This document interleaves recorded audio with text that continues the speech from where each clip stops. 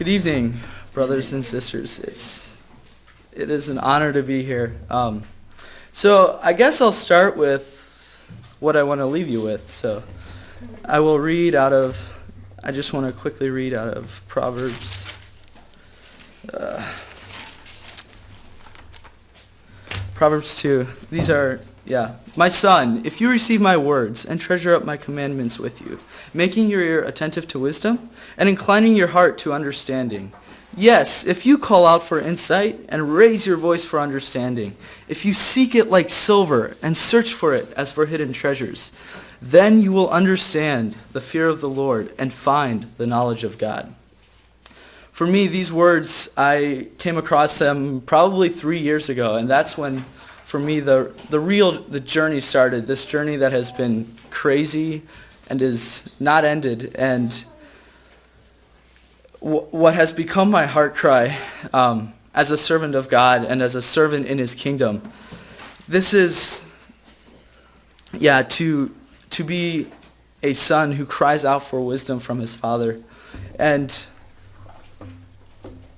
I'm here sharing my story with you. So, obviously, I was born 19 years ago, and in a very small town in Ohio. Not a lot of people there, and for most of my life, I grew up in a rural area, and I'm the oldest of 5 children, and God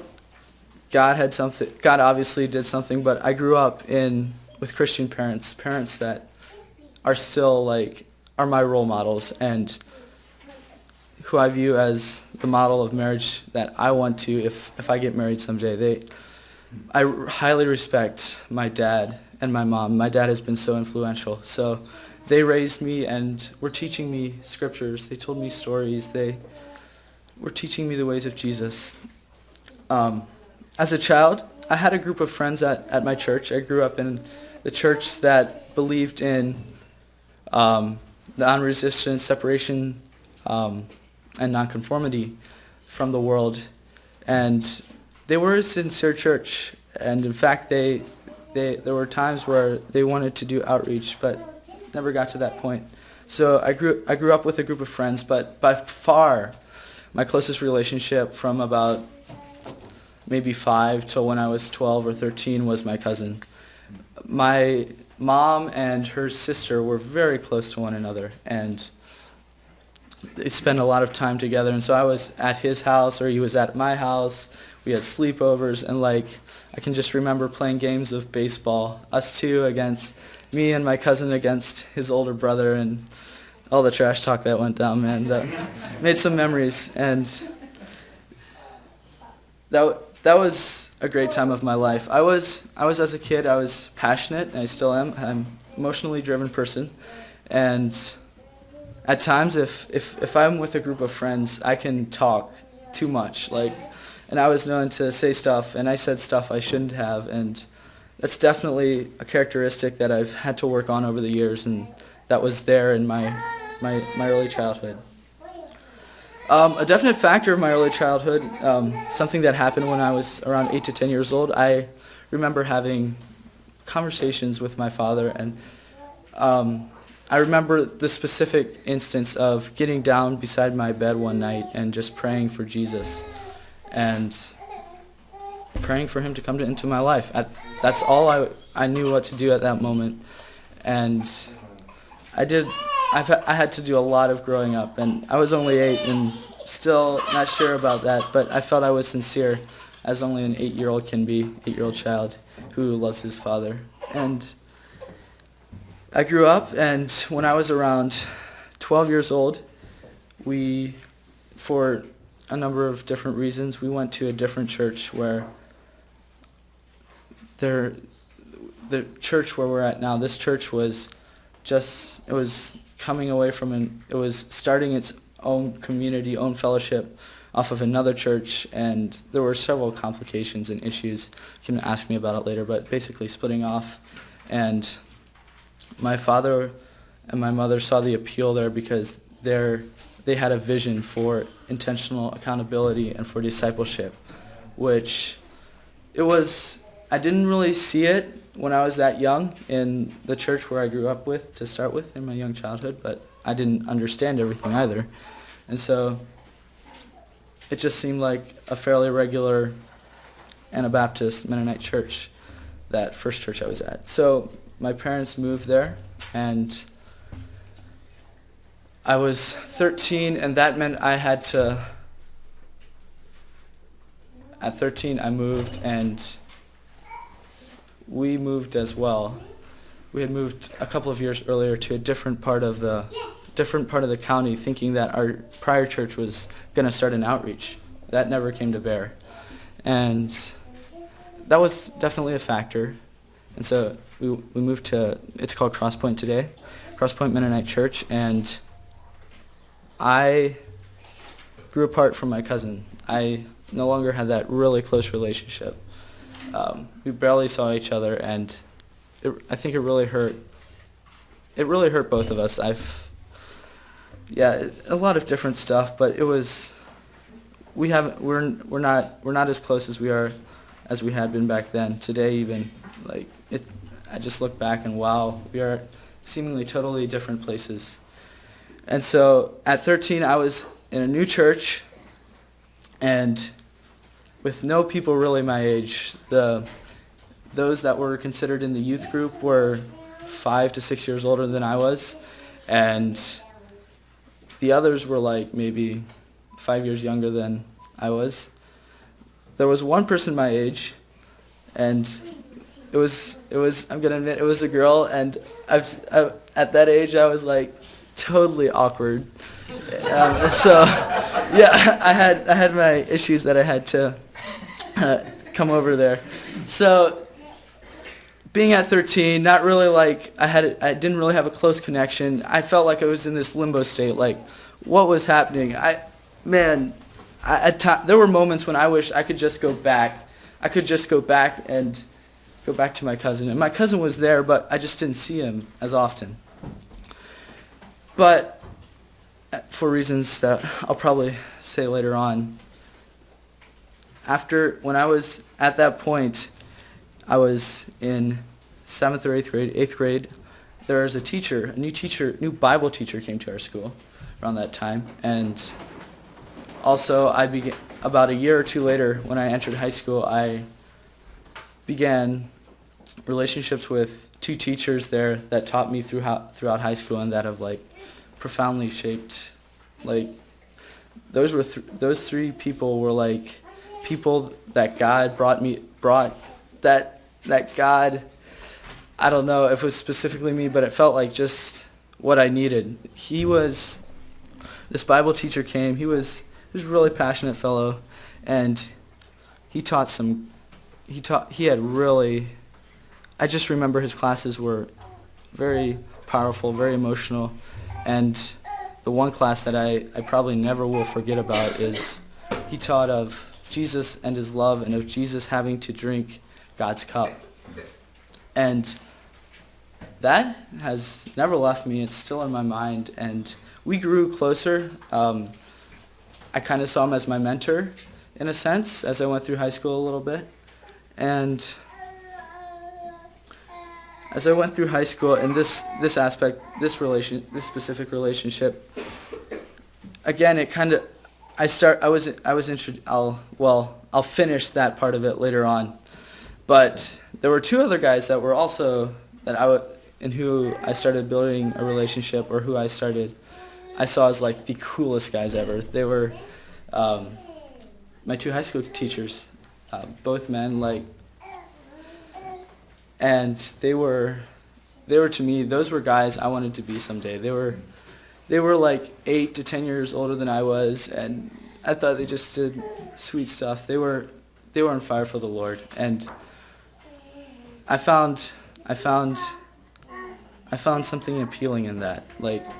Looking at my own life, I couldn't sense I had that really, and they didn't have everything perfect, but they admitted that, and they were willing to take time and spend time with me in high school, with whoever. They were willing to sit down with me and just talk about certain stuff, have a good time with me, hang out. I loved it, and that's never left my memory as well. So those I started interacting with them a year to, maybe not quite a year, maybe a year to 2 years after we moved to Cross Point. We started going to the fellowship at Cross Point. And so looking back, I just realized how God seems to move, and like I didn't realize all the pieces that seem to come as, who knows the mind of God, but he certainly moved. When I was around 14 or 15, I went out to a camp. I had gone to this camp previously, but this was a special year that I remember. This was a boys' camp out in Indiana, and what I remember of it, that each night, so this camp had a lot of different classes, a basketball class where you ran drills, a electrical class where you can learn, tear stuff apart and learn electrical, basically hands-on classes for a week for a bunch of guys. And those were the best weeks I've had, just hanging out with about over 100 dudes from the age of about 12 to 15. And so each night we would have a fire, and there would be a speaker, a different speaker almost, or he'd talk about something different each night at that fire. And one night I remember the speaker that was speaking that evening was looking around the fire at everyone, and he was talking about the many different places we could all be in the future. Some of us could be extremely wealthy, having made it, so to speak. Others of us could be incredible Christians on fire for the Lord, walking in his steps, and others of us could be rejecting the word. What hit me was that I think I was frightened at that initial reaction to what he was talking about, and I kind of remembered what I had said in my prayer when I was 8 or 10, and I was really ready to take a full step forward. It spurred me to rededicate my life with a counselor that night, and there were some pretty powerful evenings of boys just sitting around the campfire crying, being convicted, and me one of them. And so that was a unique moment of time that has shaped my life, in which God has taught me. And through all that, at that time I was developing a relationship and spending time with my Bible teacher and everyone else, and the other two men I talked about. And so I went into high school and renewed. But all I thought of was, it's kind of like your own journey in Christianity, and you have brothers and you have sisters, but it wasn't so clear-cut in my mind of the two kingdoms, the concept of the two kingdoms at age 16. And so now we come to, like, in my mind, I call it the defining year, 2016. Like, I've never had a year like that. It was insane from where I started at January and where I was in December. So in January, I had taken some classes with another group of friends from school, high school that I'd gone through with, mostly in my own age. And we were going through classes to be baptized.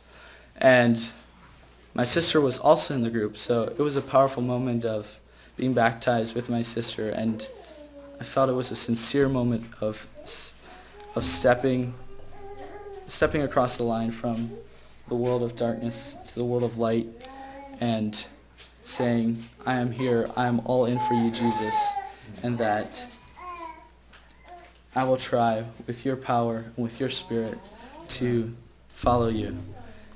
And that same summer, my dad went on a business trip with a friend, and his friend showed him some showed him some sermons that they could listen to on the way out, and these sermons were by a man named Finney Curavilla. And so my dad listened to him, and he was profoundly struck. He also learned about David Brousseau and started listening to his sermons of the two kingdoms. And I think on another business trip, he went out to Boston, met Finney at a midweek service, I believe, and he started sharing this with us, the children, and with the rest of this family. And I remember, I'm not sure which came first, but I remember that we watched the videos of the City on a Hill Bible School that week that was taped and put on Followers of the Way. And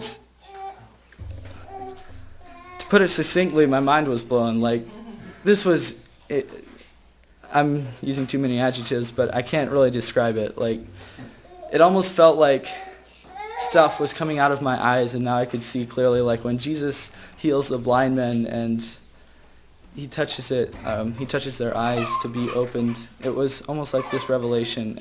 But yet, there was so much more stuff I needed to learn. Through the next several months, I started listening to David Brousseau. His sermon on the two kingdoms absolutely shook me and absolutely renewed my purpose and altered my view of going through life. Not like this kind of, how can I go through life and try to serve Jesus, and Jesus loves me so much, but there just didn't seem anything greater than that, you know? I don't know if I'm articulating it clearly, but when I was introduced that there is a king, a definite king who has a kingdom, that he wants his glory to fill the earth, he wants his glory to be known to the uttermost ends of the world, and that we are his ambassadors, and that the church is his embassy, and we are saying, here's the message of Jesus. This is how we live under a new king, a powerful king, more powerful than the one that controls the nations of the world.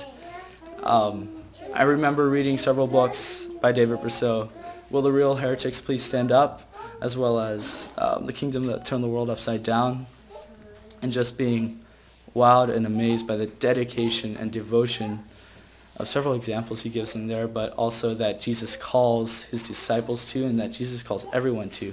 Because looking back on my life, I don't know that I had seen that. Sure, I had said in moments of great emotion that yes, I was going to follow, but I wasn't doing it consistently, and that really bothered me. And so all of that, to put it shortly, helped me to see and to read scriptures even. Like, I was like, how did I not see this all along? Like, it's so plain in scripture what Jesus talks about his kingdom, the gospel of the kingdom, what the ramifications for a disciple who is in that kingdom, and the family.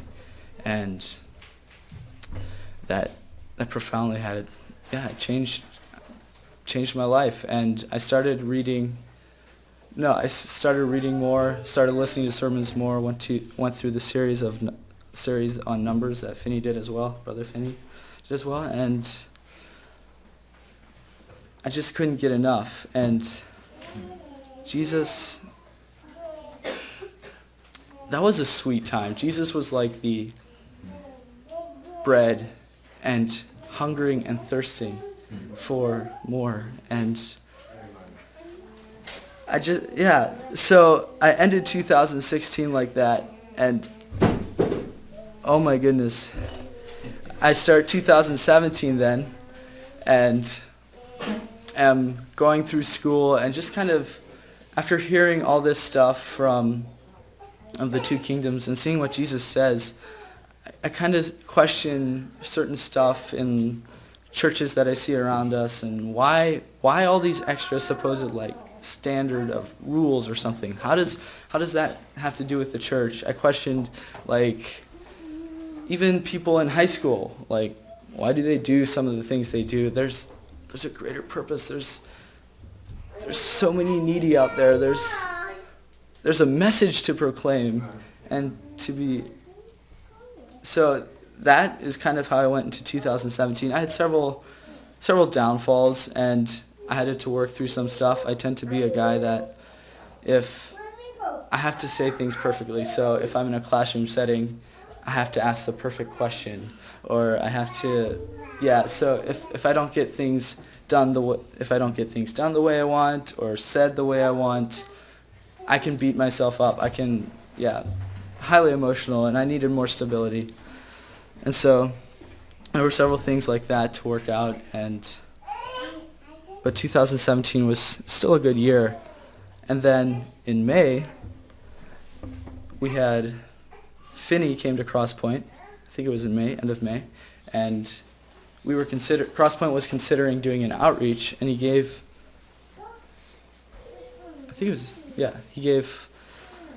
had several evenings worth of talks on that. But during that, he gave a small presentation of Sattler College, and I had kind of been thinking about higher education or education after high school, but I kind of given up because I really didn't want to go into like secular schools, especially in Ohio, that had a tendency to be party schools. And what I was learning, I felt like I was at such an immature state, and I needed something that was stable, that would help me grow spiritually. And when I heard about Sattler, it seemed like, oh my goodness, seemed like God was giving me a chance. And it didn't really come into my head about how's this going to be the first year and all that. I was just looking more like, I want to go. And I want to learn all of this. And in that same year, Sattler was presented to me, and I was abducted by Zach, so that was also great.